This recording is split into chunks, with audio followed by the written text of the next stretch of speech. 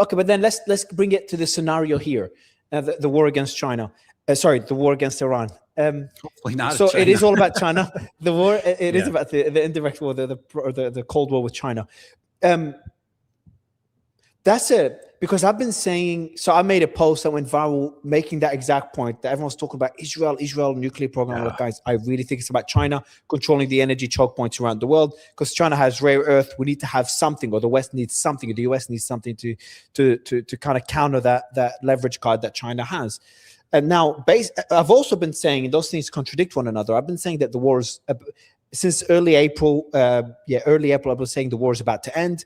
And since the ceasefire, I've said, guys, it's over. There is no way Trump can continue this war. But then this clashes with what I've been saying. If it is about China, then this is worth losing the midterms from a strategic long-term perspective.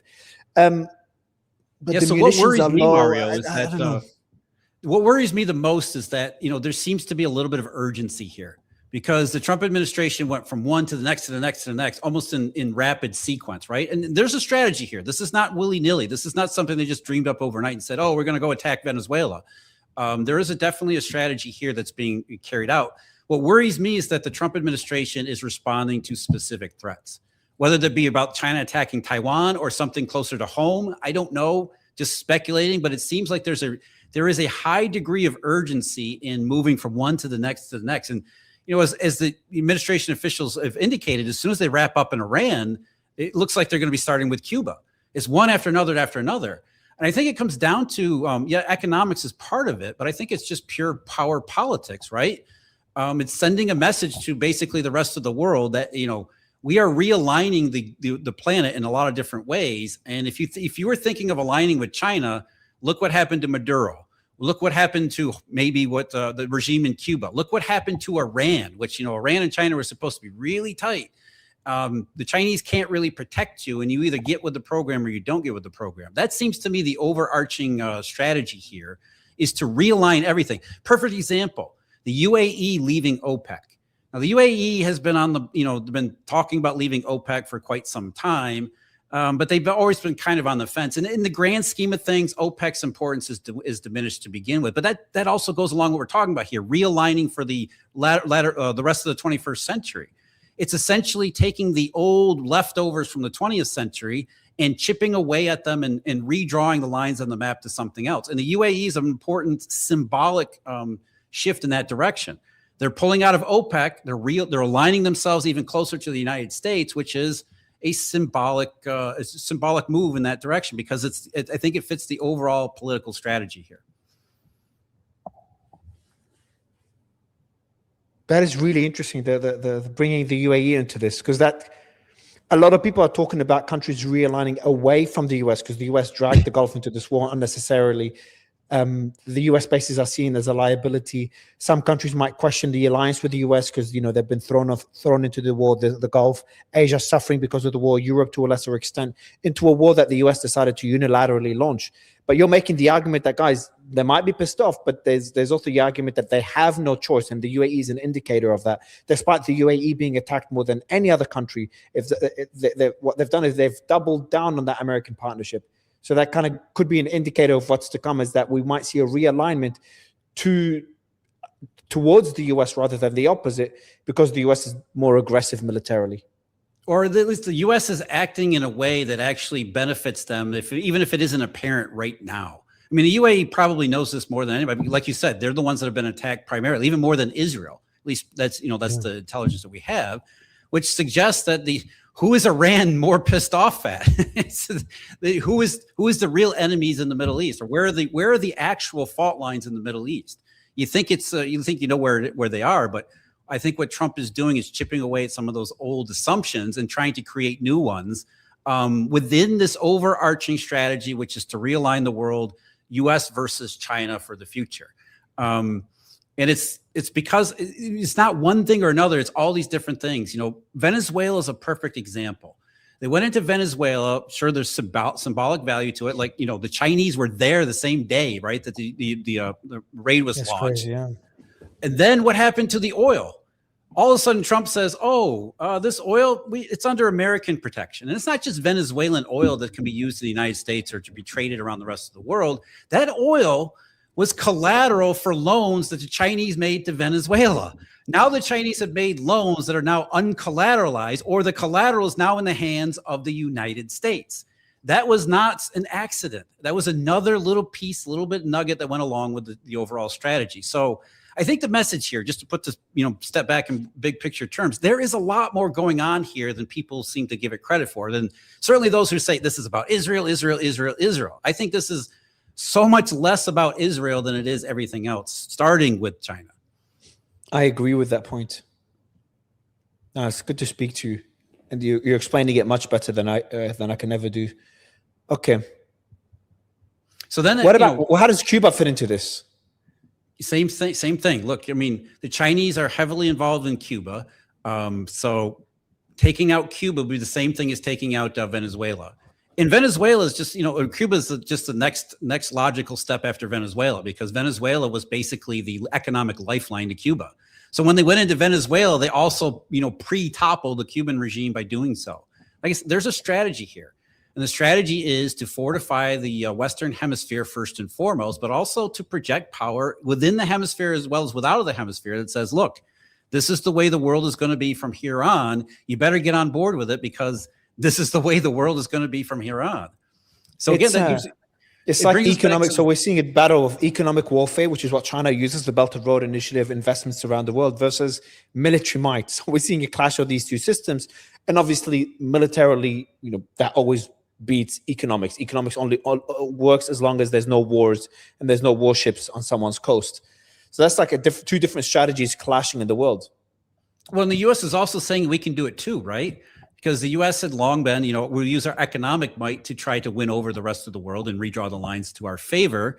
And kind of, not always, but, it always kind of reserved the military option as sort of a last case. At least that's, the idea.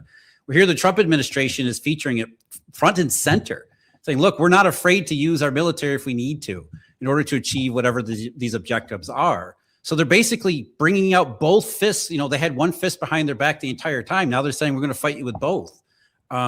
Which again brings me back to this worry that I have, that there is some level of urgency in the Trump administration about some kind of specific threat that they were anticipating from China. Maybe it's a longer range thing, and they're just trying to get ahead of it and nip it in the bud before it goes too far. But the threat is right there. It's just rare earth is a massive thing. It's a massive leverage card that China has. So that is a pretty big threat that could crush the entire American economy and military. Right. Yeah, especially as we go forward here and things become even more dicey. Because, I mean, economically speaking, you're seeing, frictions in supply chains where things don't move the way they used to be. So, I mean, in that situation, the Chinese could exert a lot more leverage using smaller pieces of their what's in their arsenal than they normally would. So I agree with you on that, too. This is a multifaceted realignment. It's economic, it's financial, it's political, it's geopolitical, it's redrawing a lot of different lines and a lot of different maps, and a lot of don't you worry it could go wrong? 2020. Okay, continue. Sorry, continue. 2020. I'm gonna say a lot of this is started in 2020 with the pandemic and response there. It's just, especially where it comes to the economy, people don't get that we never really recovered from 2020 and the pandemic, and that makes the Chinese never recovered. The Chinese economy is an utter and complete disaster that's getting worse all the time. There's this idea that the Chinese are winning everything, that the Chinese economy is robust and it's strong. It's absolute opposite. The Chinese are closer to a banking crisis than they are to some kind of robust economic boom. Their banks are riddled with real estate loans that are just non-performing would be the best categorization. They're probably non-accrual, if not worst. So the Chinese have a banking crisis on their hands. It's a slow burning sort of back burner banking crisis, but it's there nonetheless. The economy stumbled badly in the middle of last year. China has been in deflation for 3.5 years solid, almost solid, 12 straight quarters of deflationary GDP, which undercount the degree of difficulty they've had to begin with, which means they produce here, but they have demand for here. And the only way to get the two to balance is to cut prices, which is economically suicide. So China is in a very, very difficult spot economically. Especially without the real estate bubble to support the rest of the economy as it was. So what the U.S. is, this whole strategy is trying to turn China into a Japan rather than turn China into a U.S. China was never going to become a Western country. I think that was a mistake a lot of people made before 2008. Ever since Deng Xiaoping went on his southern tour in 1991, was 91 or 92? I think it was 91. When the Soviet Union collapsed, the Chinese realized to avoid becoming the Soviet Union, we've got to do something radical. What they did radical was to allow a limited form of capitalism to create the wealthy modern society that socialists have dreamed of ever since Karl Marx. And so they did that, and they were absolutely successful with it. But they were never going to commit to become a neoliberal Western style nation, like a lot of people thought they were doing.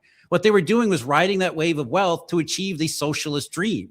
The problem is the socialist dream got interrupted in 2008, and it led to all sorts of problems and consequences thereafter. The Chinese were never going to become like the United States. They were using their limited phase of capitalism to try to finish off the socialist revolution, and it just got interrupted. So the Chinese have always been moving in the Chinese direction from the very start. That never changed, even in the 90s and 2000s. So I think it's a positive step that somebody in the West is finally starting to admit this, that the Chinese are doing what the Chinese are doing, not because they're going to join the global community of nations as we all hold hands and sing Kumbaya. They have strategic interests that very much clash with our own, and they always have. But it was just much easier to get along when they were doing their capitalism, their limited phase of capitalism, and there was lots of prosperity in the world, widespread prosperity in the 90s and 2000s. And then 2010s, everything changed. And some of these assumptions were laid bare, and that's what we're dealing with. We're dealing with the aftermath, especially after COVID and the pandemic. Yeah. What was it? We dragged them, we accepted them into, my last guest said the reason we accepted them into the WTO because of the Iraq war. We didn't want them to, in the UN, we didn't want them to revoke the declaration of war. So what the concession that was done by the US is allow China to join the WTO, for China to allow or to vote in the UN for the US to be able to launch a war in Iraq. So one of my guests told me that earlier today. It's like how it's all connecting. That was one of the biggest mistakes the US could have made. Yeah, and it wasn't like the Chinese were trying to join the Brotherhood. They were using that for their own specific purposes. They were saying, okay, look, you guys need us for something. You got to give us something in return. And what they got was a period of absolutely epic economic expansion. The problem is it just got interrupted before they could complete it, at least from the Chinese perspective, which leaves the Chinese in a very bad situation. Because how did China respond to the 2008 crisis? They responded by using the Keynesian textbook. They basically created the real estate bubble, because that's what the Keynesian textbook tells them to do.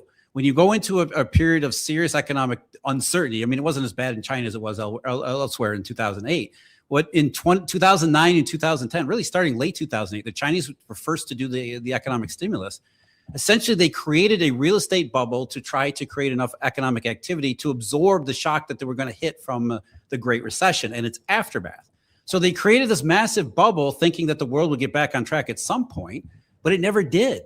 So from 2012 onward, the Chinese have gotten a bigger and bigger real estate bubble with less and less economic activity to support it. Eventually, those two lines on the map eventually have to cross, and then you're in Japan territory. So what the Chinese have been wrestling with, they have this massive bubble, but no way to support it in real, sustainable economic growth. What are you going to do in that situation? Well, their solution was to use COVID to try to take the air out of the real estate bubble as slowly as possible. And what it really did is unleash a banking crisis. And they've been trying to manage that ever since then. So for the last 5 years in China, it's been real estate problem, real estate bust, as well as a slow motion banking.